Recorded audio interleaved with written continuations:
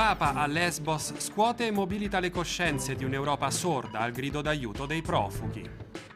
Putin, dopo aver riformato le forze armate russe, annuncia la fondazione della Guardia Nazionale.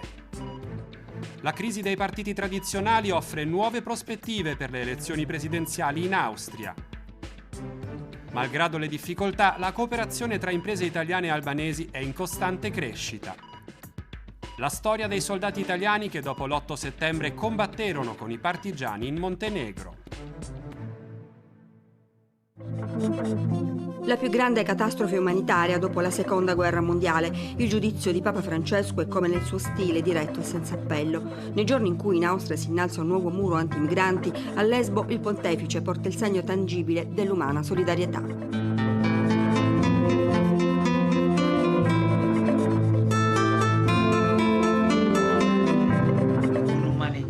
Che vuole costruire ponti e rifugge dall'illusione di innalzare recinti per sentirsi più sicura. Infatti le barriere creano divisioni anziché aiutare il vero progresso dei popoli, e le divisioni, prima o poi, provocano scontri. Così come al fianco dell'Ucraina, proprio questa domenica inizia in tutte le chiese cattoliche una colletta per il popolo che vive il dramma della violenza. Il pontefice va in soccorso dei profughi e della Grecia. Il premier Tsipras non nasconde la sua riconoscenza. La visita di Papa Bergoglio risarcisce il popolo greco dell'isolamento di cui si sente circondato in Europa. Un isolamento contro cui il paese combatte. Per la campagna greca a favore dei profughi, benvenuti, Aristidis Baltas, ministro greco della cultura, ha rivolto agli intellettuali di tutto il mondo una lettera aperta per scuotere la coscienza globale, ricordando che i greci fanno tutto il possibile. Per la Grecia il rispetto e l'accoglienza dello straniero è un dovere etico fin dai tempi antichi. Le frontiere chiuse impongono alla Grecia di portare sulle spalle il peso del mondo. L'onere derivante dalla guerra e dalla povertà estrema, di cui la Grecia non ha alcuna responsabilità. Eppure la Grecia ha assunto questo fardello volontariamente, obbedendo all'antico imperativo etico, dimostrando e nello stesso tempo modellando le sue attuali qualità morali e salvando l'onore del mondo. Quel peso del mondo che lo stesso Papa Bergoglio ha chiesto a più riprese che venisse equamente distribuito tra tutte le nazioni. Un peso che in queste settimane sta diventando sempre più difficile da sostenere, ancora di più per i profughi. La situazione ai Domeni è a tratti esplosiva. L'ultimo scontro conta 300 feriti. Da oltre un mese i migranti occupano i binari che attraversano l'accampamento, impedendo il traffico ferroviario tra i due paesi. Gli operatori di Médecins Sans Frontières certificano la situazione al limite della resistenza umana, resa ancora peggiore dall'allarme epidemia lanciato dalle autorità greche. Il pericolo riguarda pidocchi, scabbia e gastroenterite. Ha preso un virus, ha infezioni, febbre, diarrea e vomito. Abbiamo lasciato l'ospedale ieri pensando che stava meglio, ma è ancora malato. Anche gli altri miei bambini sono malati. Il Ministero della Sanità consiglia ai profughi di spostarsi nei campi in cui le condizioni igieniche sono migliori. Lo fa anche attraverso la TV pubblica ERT, che da circa un mese trasmette un breve notiziario in arabo con i sottotitoli in greco per fornire informazioni utili ai migranti e ai rifugiati.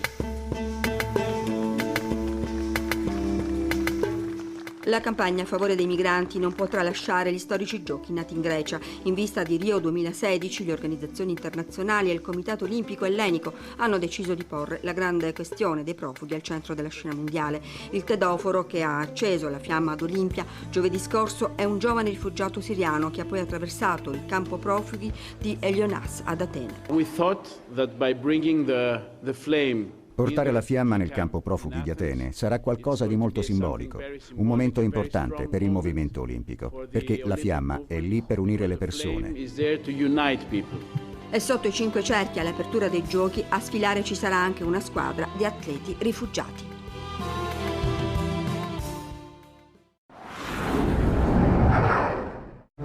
Il premier ungherese Viktor Orban ha incontrato l'ex cancelliere tedesco Helmut Kohl nella sua abitazione a Ludwigshafen, una visita privata con pesanti implicazioni politiche. È stato Kohl, oramai anziano e malato, ad invitare Orban, un gesto che i media tedeschi hanno interpretato come una netta presa di posizione di Kohl contro la politica dell'accoglienza dei migranti perseguita dall'attuale cancelliera Angela Merkel.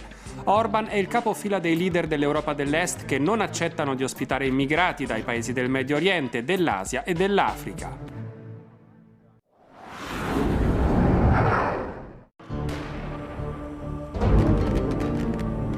Vladimir Putin ha annunciato la costituzione della Guardia Nazionale Russa, unità che dovrebbe aggiungersi all'esercito e alle forze militari del Ministero dell'Interno. Per l'opposizione liberale saranno i pretoriani di Putin, la Guardia Imperiale. Gian Andrea Gaiani, direttore di Analisi Difesa, osserva come questo provvedimento è un ulteriore passo di Putin per trasformare le forze armate russe in uno strumento essenziale per la strategia perseguita dal Cremlino. Innanzitutto lavorando su un ritorno delle forze armate russe a un senso di appartenenza, di patriottismo, e ha ridato dignità alle forze armate, anche alle forze di sicurezza interna, per riorganizzarle dopo anni di depauperamento dovute alle crisi anche finanziarie che hanno fatto seguito alla caduta dell'URSS.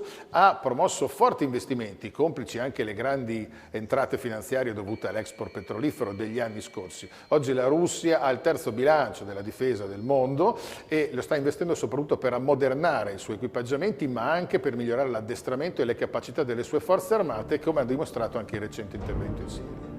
Mosca spende molto per la difesa. Nel 2005 il bilancio delle forze armate russe era di 10 miliardi di dollari, nel 2015 è aumentato di ben 5 volte, a 53 miliardi, soldi spesi per l'acquisto di nuove armi, ma anche per le paghe dei militari. Il ministro della difesa Sergei Shoigu ha aumentato in modo significativo gli stipendi dei soldati. Ai tempi di Yeltsin la paga base mensile di un tenente era di circa 12.000 rubli, circa 170 dollari.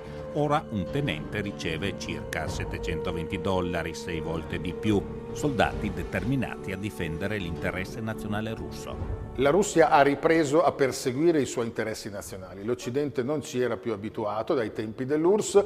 Gli Stati Uniti e la Gran Bretagna vedono questo come una minaccia ai loro interessi e in questo c'è una mobilitazione anche un po' forzata della NATO nel voler vedere la Russia come una minaccia. In realtà oggi più che mai gli interessi nazionali russi coincidono, o almeno dovrebbero coincidere, con gli interessi strategici anche dell'Europa. Fermare i jihadisti in Siria, per esempio, per la Russia è fondamentale per impedire che questa ondata jihadista raggiunga le province russe meridionali, in particolare il Caucaso. È un interesse che dovremmo avere anche noi europei.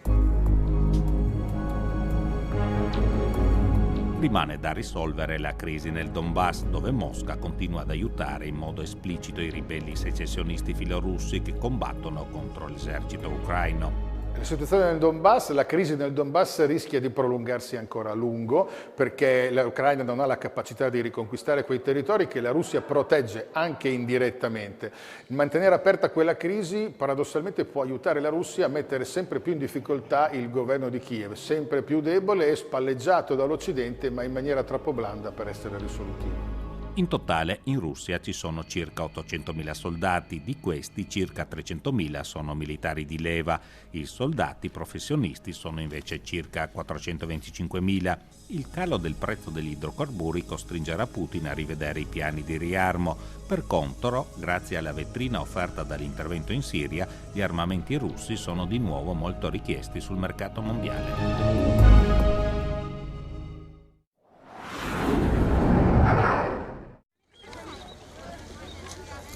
La questione migranti domina la politica in Austria come altrove, anche quando si tratta di eleggere il nuovo Presidente della Repubblica.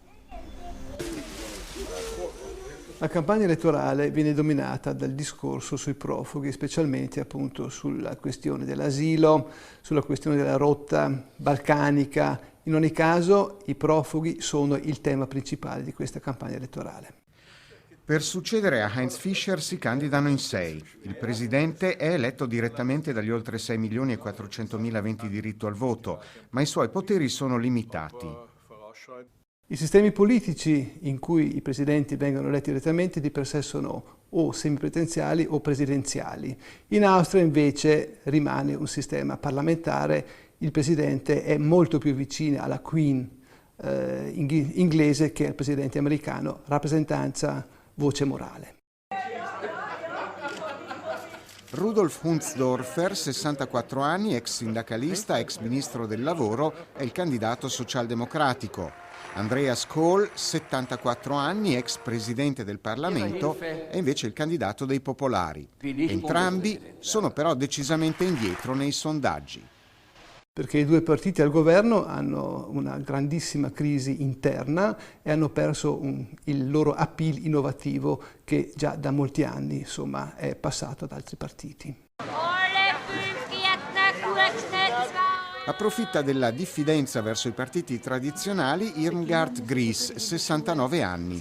Giurista, alto magistrato, è data intorno al 20% nei sondaggi, moltissimo per un indipendente. Lei è stata la Presidente della Cassazione, anche Presidente di una commissione di indagine per un scandalo bancario e questo anche in Austria ha fatto sì che la distanza dai partiti è un valore aggiuntivo. La Gries è appunto in questo ambito sopportato dalla società civile. Riempie le piazze e vola nei sondaggi Norbert Hofer, 45 anni, il più giovane degli aspiranti presidente. I Freiheitlichen, i nazional-liberali, partito della destra xenofoba e anti-europea, hanno il vento in poppa.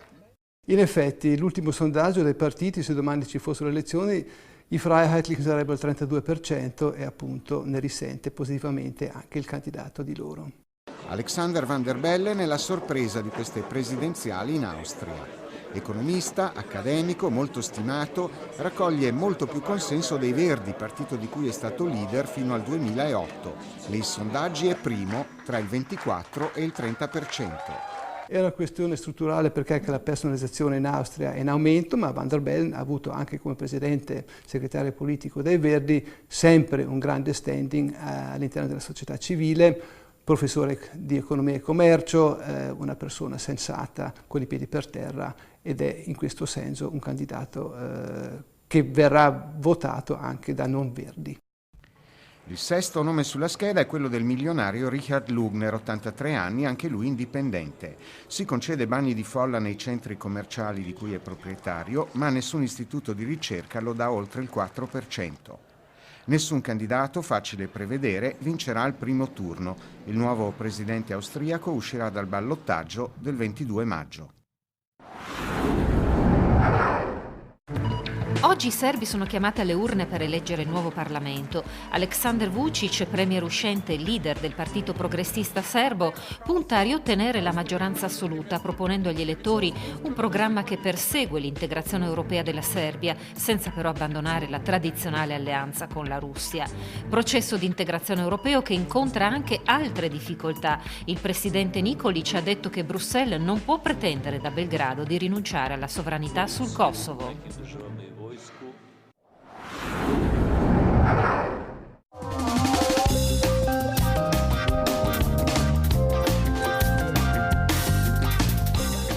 Vogliamo puntare anche sul mercato albanese, in quanto noi abbiamo già rapporti con l'estero, quindi con la Francia e con la Grecia, e adesso crediamo nello sviluppo anche dell'Albania.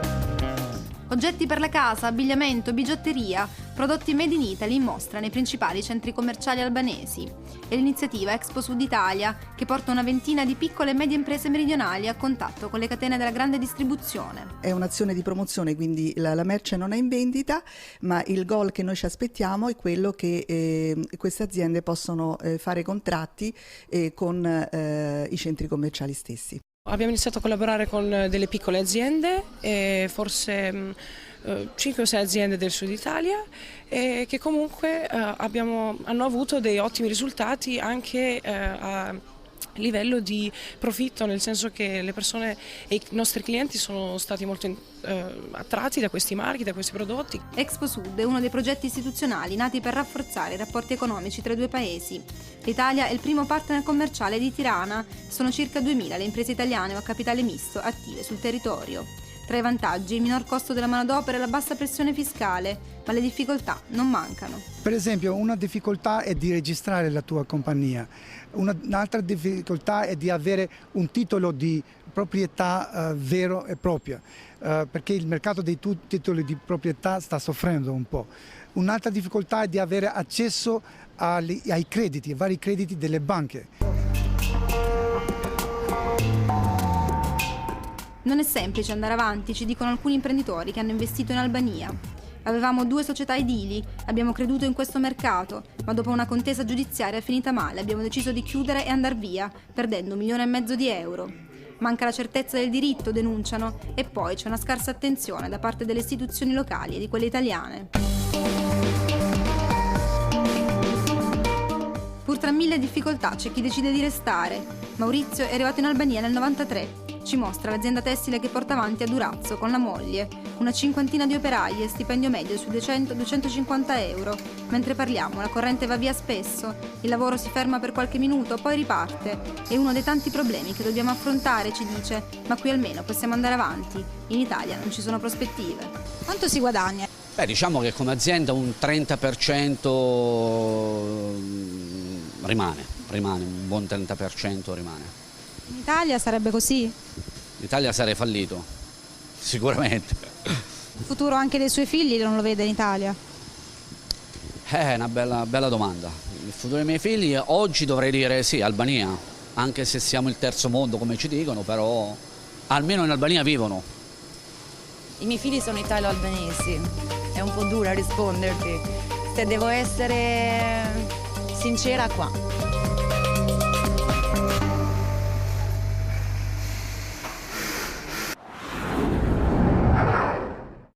Il nome ufficiale è Repubblica Ceca, ma è corretto usare anche il nome breve di Cechia. Lo hanno deciso il presidente e il premier cechi insieme ad altri politici. La decisione linguistica, hanno spiegato, è necessaria perché il nome Repubblica Ceca in situazioni particolari è troppo lungo e ingombrante. Il ministro degli esteri ceco Ljubomir Zaoralek, per evitare distorsioni e errori di ortografia, ha chiesto all'ONU di includere nei suoi database l'equivalente corretto del nome Cechia nelle diverse lingue ufficiali.